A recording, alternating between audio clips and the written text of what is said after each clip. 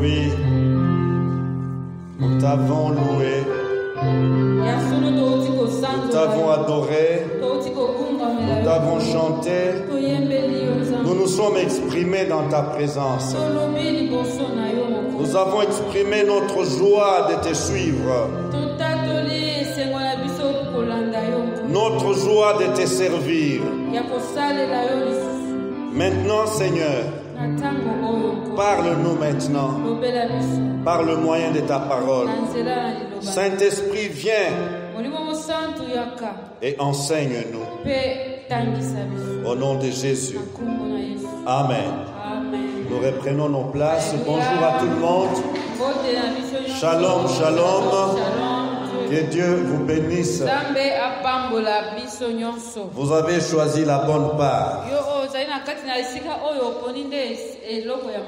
La part qui ne vous sera jamais arrachée. Alléluia. Amen. Allez et faites de toutes les nations mes disciples. Matthieu 28, 19. Voici déjà depuis le dimanche 1er,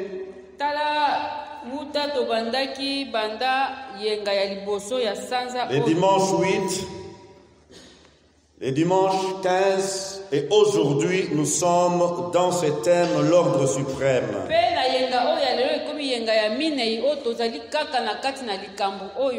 Pourquoi l'ordre suprême? Pourquoi Jésus a-t-il dit à ses disciples: allez et faites de toutes les nations mes disciples et enseignez-leur à observer tout ce que je vous ai prescrit.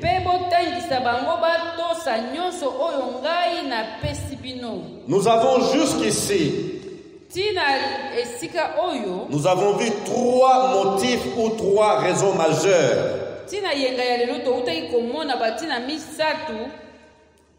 Et nous avons dit comme premier motif l'universalité du péché. Deuxième motif, la conséquence du péché ou la mort éternelle.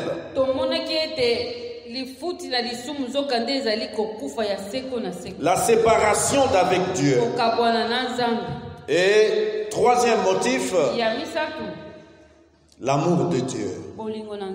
En d'autres termes, Jésus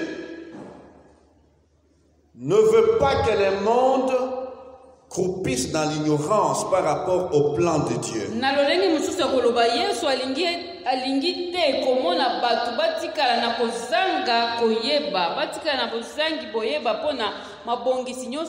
C'est une tragédie si le monde ignorait que tous ont péché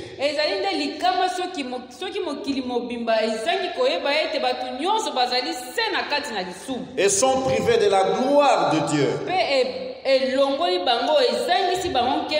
C'est une tragédie si le monde ignore que le salaire du péché c'est la mort.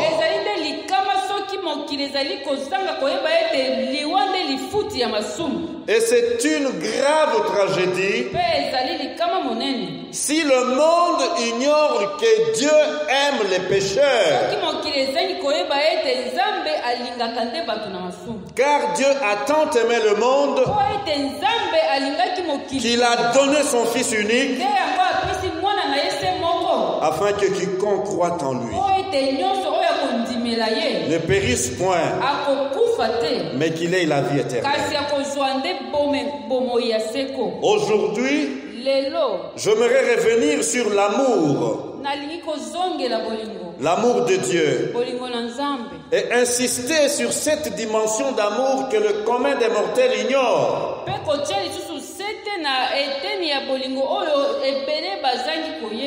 Et si le commun des mortels n'ignore pas, néglige,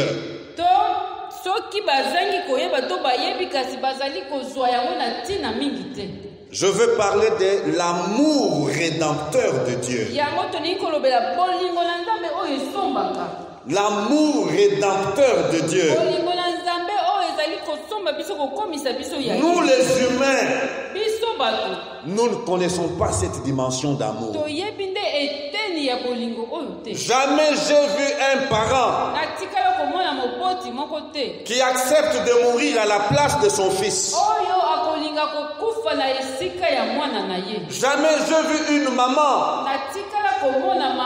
qui accepte de mourir à la place de sa fille. Shalom. L'amour rédempteur de Dieu. Nous pouvons lire dans Ésaïe 53 un cliché.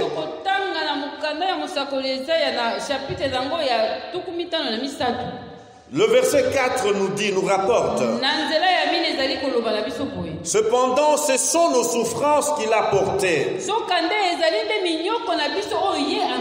C'est de nos douleurs qu'il s'est chargé. Et nous l'avons considéré comme puni, frappé de Dieu et humilié. Mais il était blessé pour nos péchés, brisé pour nos iniquités. Le châtiment qui nous donne la paix est tombé sur lui.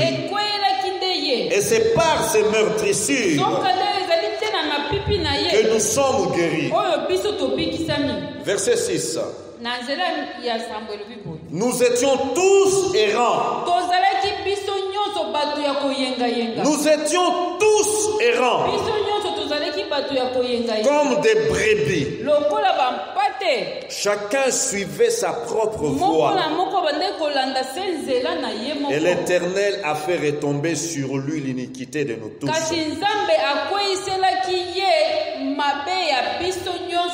Il a été maltraité et opprimé. Et il n'a point ouvert la bouche. Semblable à un agneau qu'on mène à la boucherie, à une brebis muette devant ceux qui l'attendent.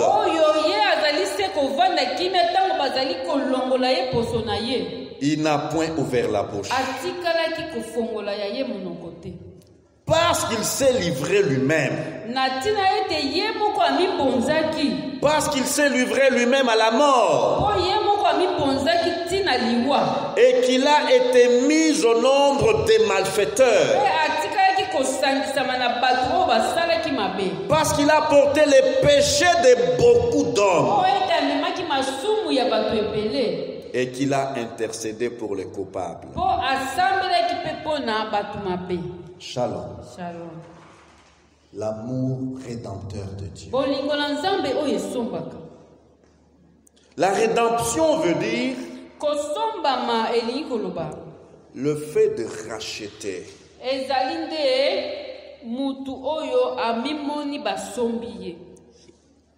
Le fait de récupérer quelqu'un.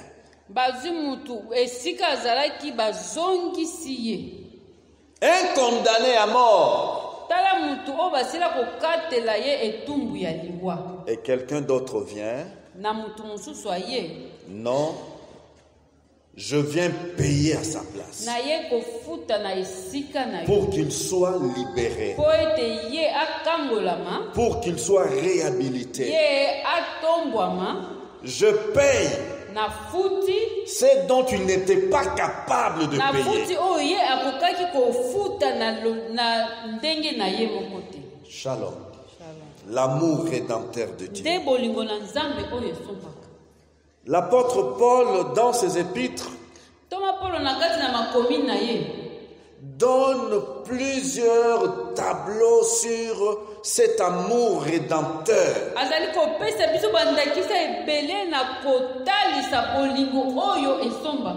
En donnant cet ordre suprême, il y a ces motifs que les disciples qui ont saisi la grâce, qui ont compris, qui ont expérimenté l'amour rédempteur.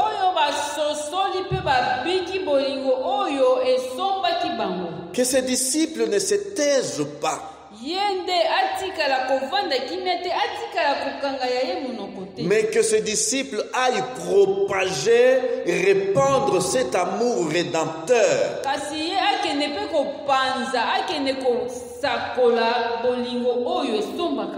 Alléluia. Amen.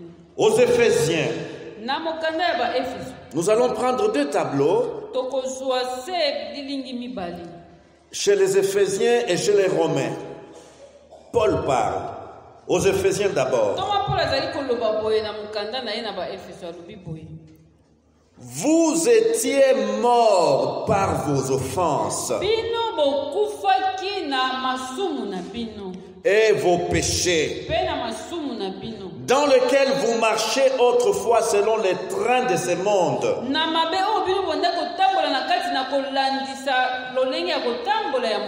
selon les princes de la puissance de l'air, de l'esprit qui agit maintenant dans le fils de la rébellion. Bien-aimés, nous devons nous rassurer que ces puissances de l'air, cet esprit agit puissamment aujourd'hui encore.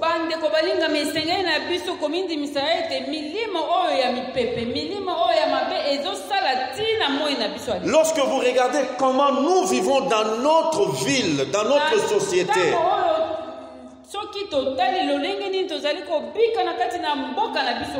non, ça ce n'est plus humain. On dirait qu'il y a une possession ou un envoûtement collectif.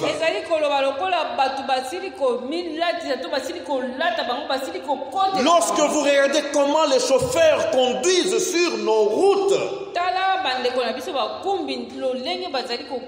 lorsque vous regardez comment les motards conduisent sur nos routes, c'est un envoûtement collectif. Paul dit ici, selon les trains de ce monde, selon les princes de la puissance de l'air.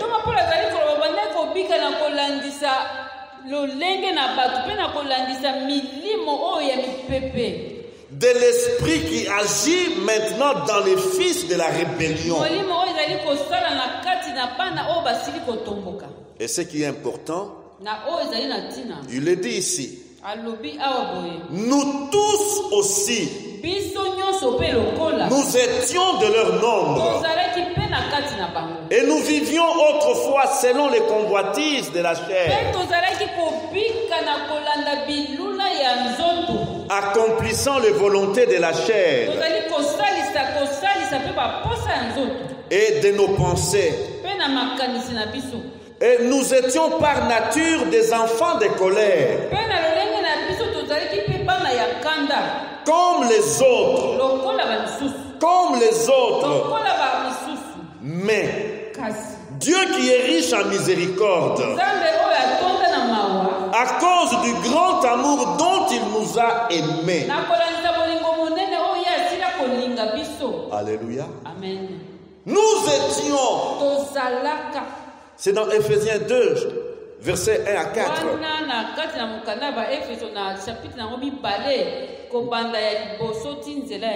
Nous ne devons pas ignorer notre origine. Nous ne devons pas ignorer là où Christ nous a tirés. Disciples d'aujourd'hui que nous sommes, enfants de Dieu que nous sommes aujourd'hui, nous venons de quelque part. Nous venons de quelque part. Soyons simples, restons humbles. C'est alors que nous accomplirons notre noble tâche, notre divine mission. Lorsque nous réalisons d'où Christ nous a tirés, biso tozali kososola pe komona Yesu azwaki biso na esika nini. Nous étions nous aussi morts par nos offenses et par nos péchés. Nous tous, nous étions de leur nombre. Nous étions comme les autres. Les autres qui? Les autres qui? Les champions? Les autres qui? Les meilleurs? Les autres qui? Les honnêtes? Les autres qui? Les justes? Non. Les pécheurs, les mondains, les rebelles, les enfants de colère. Certains d'entre nous étaient esclaves de fétiches. Certains d'entre nous étaient esclaves de la sorcellerie. Certains étaient esclaves des marabouts. Certains invoquaient les morts. Certains trafiquaient avec les puissances des ténèbres. D'autres étaient dans les sciences occultes. Certains étaient noyés dans les stupéfiants. Certains étaient dans la drogue. Oh bien-aimé, la drogue. Je ne sais pas si vous suivez l'actualité dans notre pays, l'actualité dans notre ville, dans notre société des Quinoises et Quinois. Il est décrié aujourd'hui une nouvelle drogue qui prend en captivité notre jeunesse quinoise.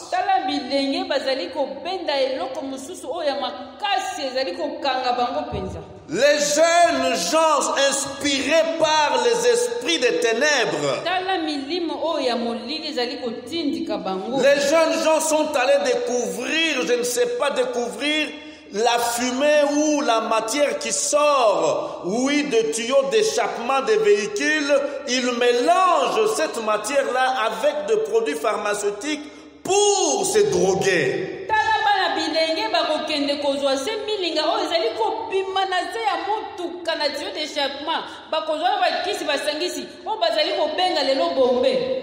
Et cette drogue-là les abaisse plus bas. Cette drogue-là enlève toute la raison. Frères et sœurs, que dire? Oui, certains d'entre nous étaient esclaves de l'impudicité, esclaves de l'infidélité. Certains d'entre nous étaient esclaves du mensonge. Combien est esclaves de la jalousie? Combien est esclaves de la convoitise? Combien est esclaves du vol? Vol sous ces diverses formes. Nous sommes chacun le produit de l'amour rédempteur de Dieu.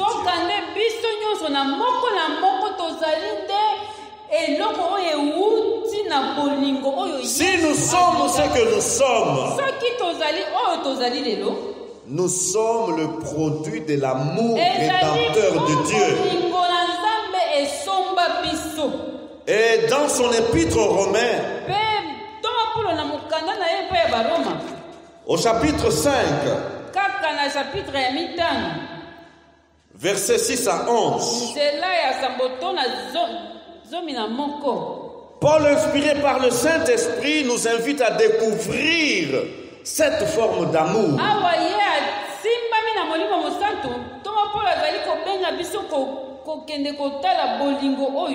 Frères et sœurs, si nous voulons que notre société change,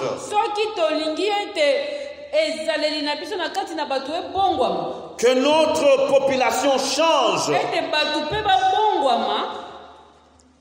n'oublions pas que l'amour est plus fort que la mort. Alléluia. Amen. Comment retourner l'homme et la femme dans leur destinée glorieuse?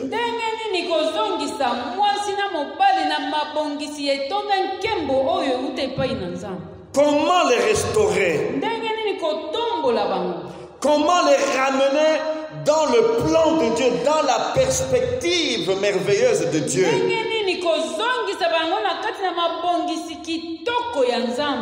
Cet homme qui est descendu dans la poussière, comment l'amener devant le Dieu saint, devant le Dieu juste? Alléluia. Amen. Les enseignements donnés par Jésus et ses apôtres sont les seuls moyens, le moyen que nous avons pour aider notre société. Oui, bien-aimés, ces enseignements révèlent que l'homme dépravé ou la dépravation humaine est le salut par rapport au péché.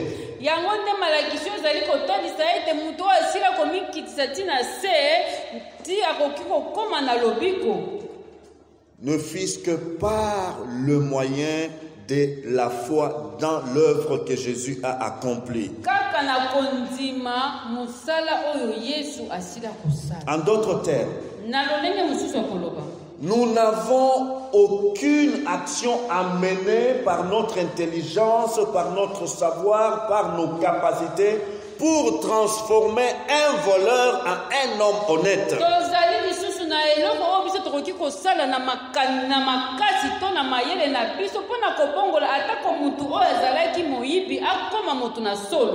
Alléluia. En d'autres termes, nous n'avons aucune œuvre.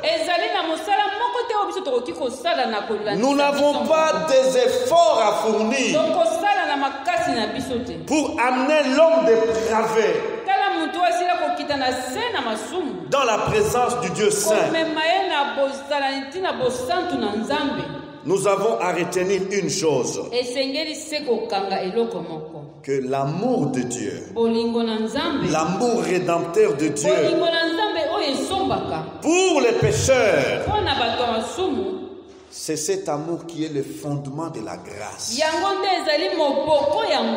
Le fondement de la grâce. C'est par grâce que vous êtes sauvés, par le moyen de la foi. Et cela ne vient pas de vous. Alléluia. Amen. Alléluia. Lorsqu'on parle de la grâce, cette grâce tire son origine dans l'amour de Dieu, l'amour rédempteur de Dieu. L'amour rédempteur de Dieu pour les pécheurs. Alléluia. Frères, que Dieu nous aide. Nous n'avons pas deux alternatives. Nous n'avons qu'une seule alternative, une seule voie, la bonne nouvelle du salut. Dieu aime les pécheurs d'un amour éternel. Dieu aime les pécheurs d'un amour rédempteur. Un amour qui restaure. Un amour qui récupère les perdus. Un amour qui relève celui qui est déchu. Un amour qui restaure. Un amour qui libère de l'esclavage. C'est ça la bonne nouvelle. C'est ça la bonne nouvelle. Que nous ne devons pas cacher. Shalom. Shalom. Shalom. Shalom. Alléluia. Alléluia. Voyons un peu le contenu de ce Romains 5, verset 6. C'est presque ce qu'il a dit aux Éphésiens. Et maintenant, il adresse la même vérité, la même pensée aux Romains. Pour montrer l'importance de l'amour rédempteur. Pour nous dire, nous, aujourd'hui, c'est qu'il n'y a pas deux voies. Nous n'avons pas deux messages. Nous n'avons qu'un seul message. L'amour rédempteur de Dieu. Romains 5, 6. Car lorsque nous étions encore sans force, lorsque nous étions encore sans force, au temps marqué, Christ est mort pour des impies. Christ est mort pour des impies. C'est drogué. C'est débauché. C'est homosexuel. Christ est mort pour les sans force. Cette autre version dit ceci. Quant à ce même verset. En effet, lorsque nous étions encore empêtrés dans nos péchés, incapables de nous aider nous-mêmes, trop faibles pour aimer Dieu, trop faibles pour aimer Dieu ou lui apporter quoi que ce soit de valable. Le Christ, au moment fixé par Dieu, est mort pour nous, c'est-à-dire pour des impies qui ne se souciaient pas de Dieu. Qui ne se souciaient pas de Dieu. Frères, sœurs, ces ivrognes que nous voyons, ces ivrognes que nous voyons, ces féticheurs que nous connaissons, ces occultes que nous connaissons, ces profanateurs que nous connaissons, ces gens qui ne se soucient pas de Dieu aujourd'hui. Christ au temps marqué est mort pour eux. Alléluia. Amen. Il a déjà payé en mourant pour eux. Shalom. Lorsque nous étions sans force, mon frère, ma soeur, tu as une histoire. Il y a eu une période où tu ne t'intéressais pas à Dieu. Il y a une période où les choses de Dieu, tu t'en fichais pas mal. Tu n'avais aucun égard. Tu n'avais aucune considération pour les choses de Dieu. Et c'est ce temps-là où nous étions sans force. Sans force. Christ est mort pour des impies. Alléluia. Amen. En disant, allez et faites de toutes les nations mes disciples.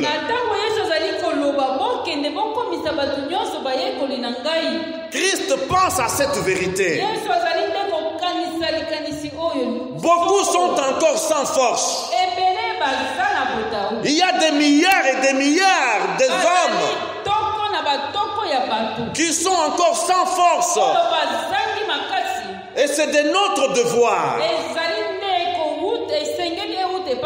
Un devoir noble d'aller vers eux et de leur parler de cet amour rédempteur. Et surtout, en nous identifiant à eux. Nous étions aussi sans force comme vous. Nous étions là où vous êtes. Nous étions là où vous êtes. Nous étions dans le mensonge. Nous étions dans la convoitise. Nous étions dans la malhonnêteté, dans l'hypocrisie. Nous étions dans la tricherie comme vous. Mais nous avons compris une vérité. Au temps marqué, Christ est mort. Non pas pour les justes, non pas pour les bons, non pas pour les meilleurs citoyens qui soient, mais pour des impies. Quelle bonne nouvelle. Au verset 8, Romains 5, 8, chapitre 5, verset 8, Paul ajoute, mais Dieu prouve son amour. Dieu prouve son amour envers nous. On sait que lorsque nous étions encore des pécheurs, Christ est mort pour nous. Le nous ici est très fondamental. Paul se met dans les collectifs des pécheurs. Paul ne s'est pas mis à l'extérieur. Disons, Christ est mort pour vous les pécheurs. Christ est mort pour les autres pécheurs. Non. Christ est mort pour nous, y compris lui-même l'apôtre. Mais Dieu prouve son amour envers nous. Alléluia. Amen. La preuve d'amour. Dieu montre son amour. Dieu n'a pas caché son amour. Shalom. Vous savez, nous les mariés, il nous arrive difficilement d'exprimer notre amour parfois.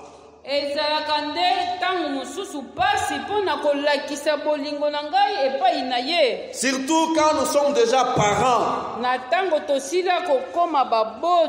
Nous ne voulons pas faire preuve, donner des preuves d'amour.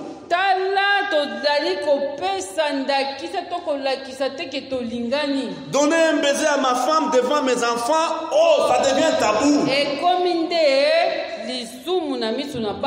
Mais la Bible nous dit ici, Dieu prouve son amour. Alléluia. Amen. Il y a ici une démonstration d'amour. Une marque d'amour. Un témoignage. Dieu témoigne son amour. Dieu ne veut pas cacher son amour pour l'humanité péchère. Alléluia. Amen. Amen. Mais le Christ est mort pour nous alors que nous vivions encore en conflit. Nous vivions encore en conflit avec lui. Christ est mort pour nous. N'est-ce pas la meilleure preuve que Dieu nous aime? N'est-ce pas la meilleure preuve? Frères, sœurs, ce ne sont pas les Mercedes qui sont la preuve de l'amour de Dieu. Ce ne sont pas les voyages qui sont la preuve de l'amour de Dieu. Ce ne sont pas des villas qui sont la preuve de l'amour de Dieu. Ce n'est pas non plus la bonne santé qui soit la preuve de l'amour de Dieu.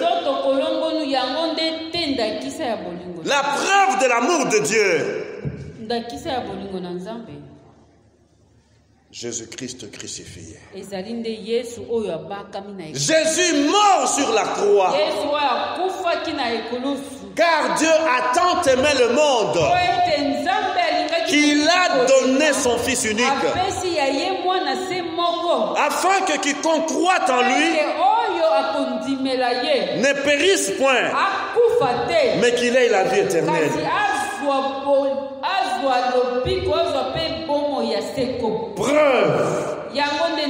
Preuve de l'amour rédempteur de Dieu. Au verset 10, car si lorsque nous étions ennemis,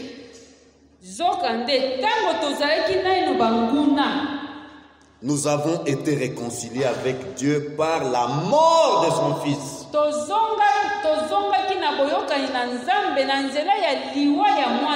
Lorsque nous étions ennemis de Dieu, nous avons été réconciliés avec Dieu par la mort de son Fils.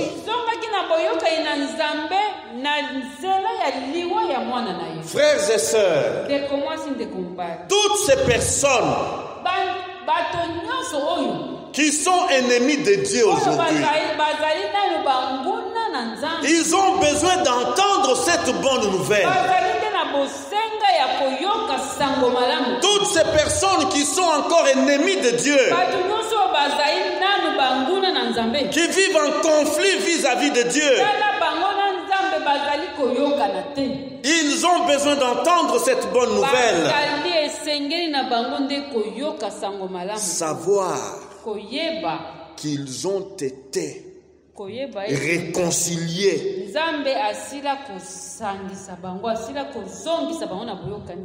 réconciliés avec Dieu par la mort de son Fils. Alléluia. Amen. Nous avons une divine mission. C'est une grâce que de servir à cette tâche. C'est une grâce d'avoir la révélation de l'amour rédempteur de Dieu.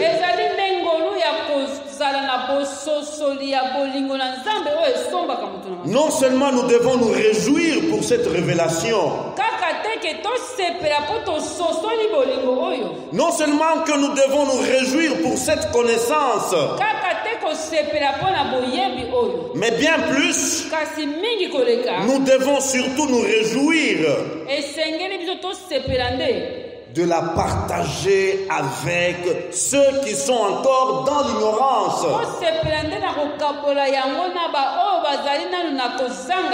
ceux qui se privent encore de cette divine grâce.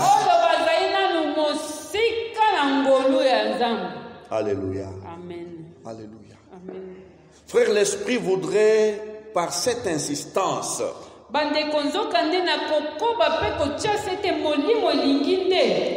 que nous-mêmes nous soyons bien fondés sur le plan de Dieu pour l'humanité.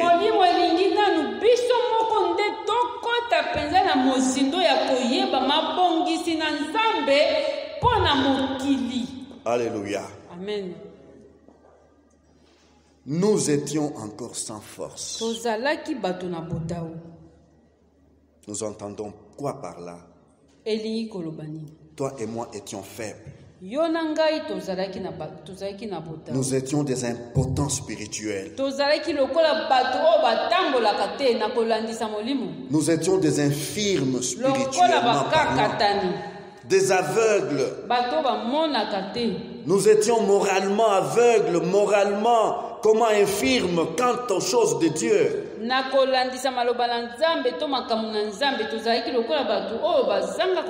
Nous n'avons pas la capacité de plaire à Dieu.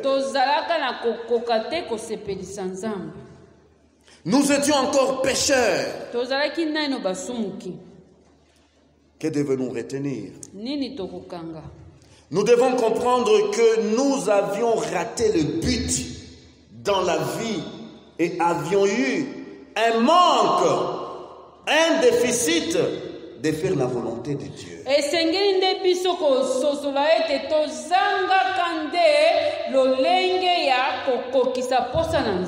Alléluia.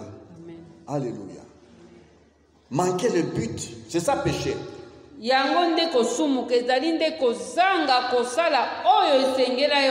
Sortir de la volonté de Dieu. Nous étions incapables de nous situer dans la volonté de Dieu.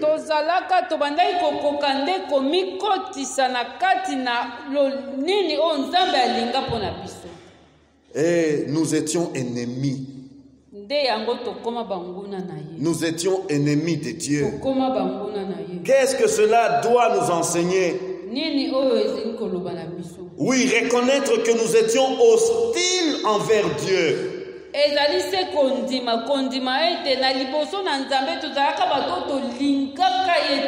Frères, tous ceux qui sont encore de l'autre côté, ils manifestent leur hostilité vis-à-vis de Dieu de diverses manières.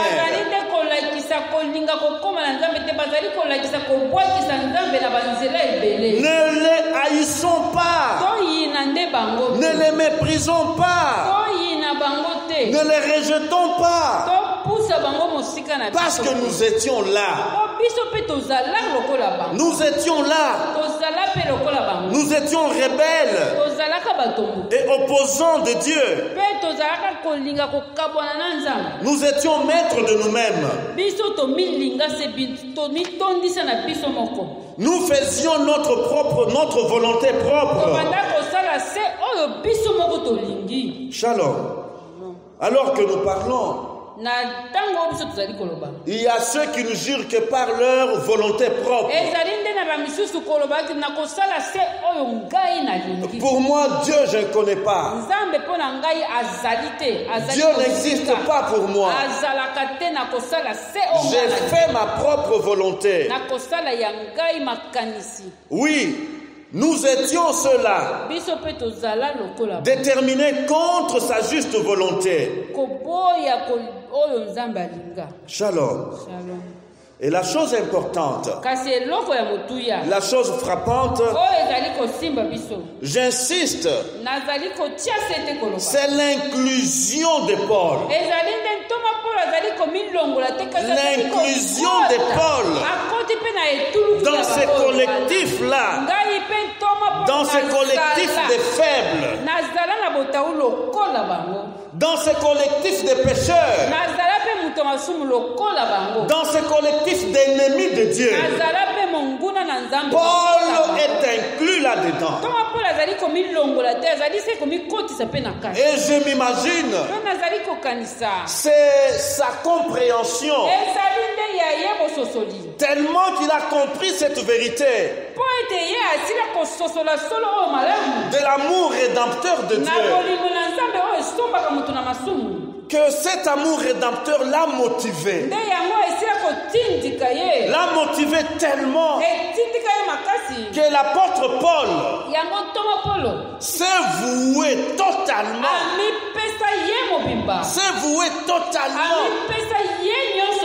pour le salut de perdus, pour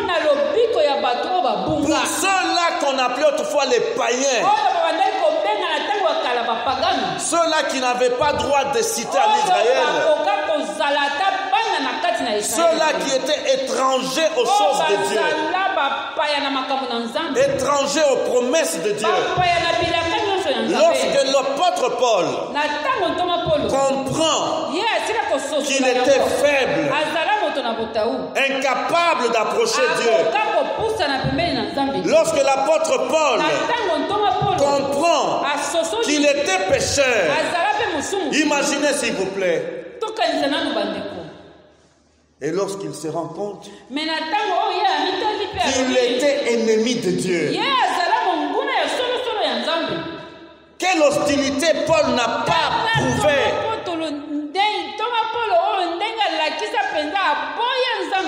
devant roi Agrippa.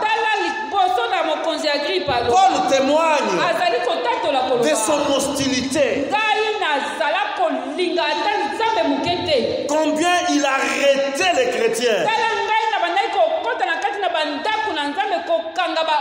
Combien il jetait les chrétiens en prison. Et lorsqu'il a saisi, et lorsqu'il s'est laissé saisir par l'amour rédempteur qu'il combattait, parce qu'il ne voulait pas croire, accepter que Jésus était le Messie. Il ne voulait pas accepter que Jésus était l'agneau de Dieu qui ôte le péché du monde. Raison pour laquelle il voulait taire le nom de Jésus. Et il appelle ça mystère. Lorsque Dieu a fait tomber le voile,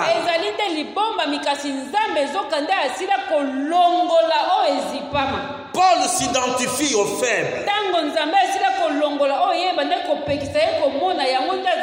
Faible moralement et spirituellement. Paul s'identifie aux pécheurs. Aux pécheurs. À Timothée, il dit, dont je suis le premier. Dont je suis le premier pécheur. Paul s'identifie aux ennemis de Christ. Frères et sœurs, ces hommes, ces femmes qui nous entourent,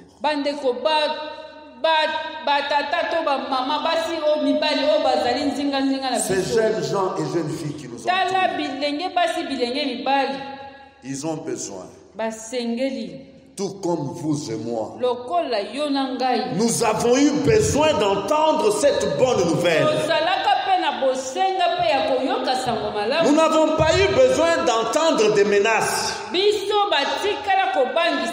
Nous n'avons pas eu besoin d'entendre des malédictions. Nous avons eu besoin d'un message.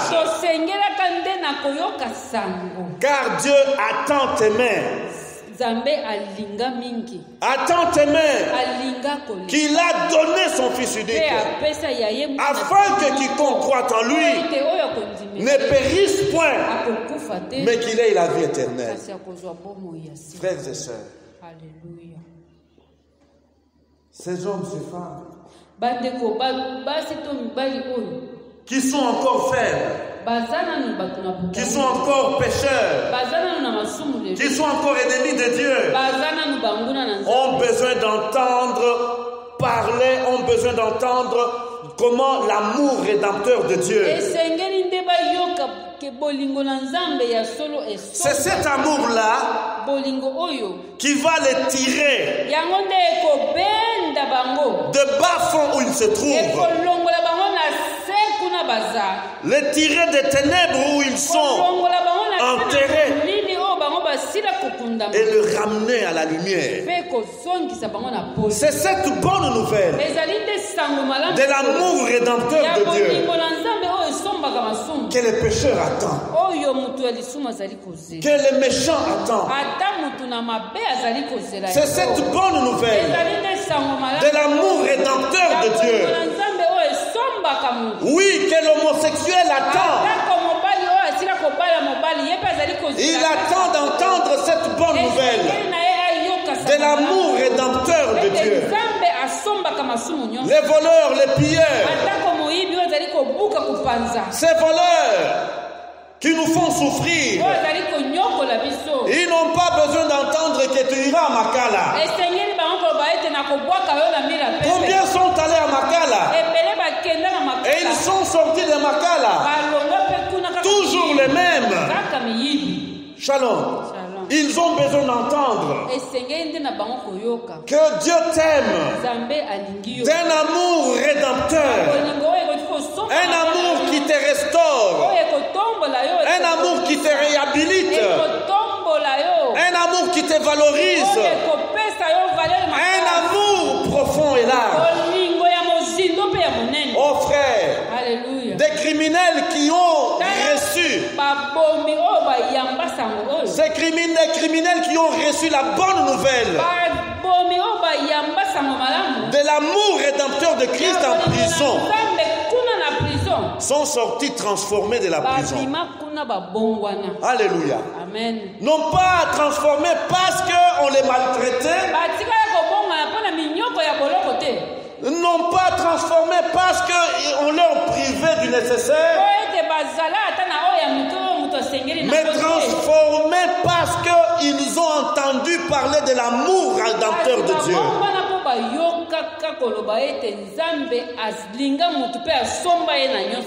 Nous avons un meilleur message.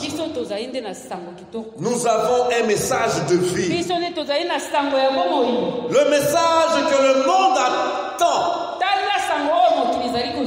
Pourquoi nous taire? Pourquoi nous taire? Lèvons-nous s'il vous plaît. Alléluia. Alléluia. Oh Jésus, Jésus, Jésus. Jésus. Boli.